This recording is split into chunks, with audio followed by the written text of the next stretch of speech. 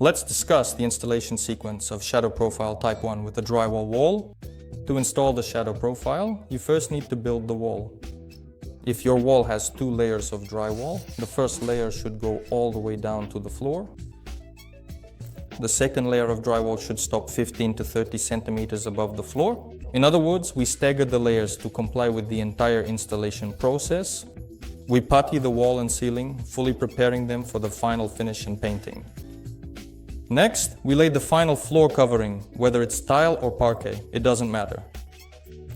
In this gap at the bottom, we install the shadow profile directly onto the floor covering.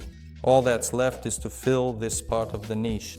To accomplish this task, we carefully take the remaining drywall insert, meticulously install it into place, thoroughly putty it to ensure a smooth finish, and then finally paint it to match the surrounding area.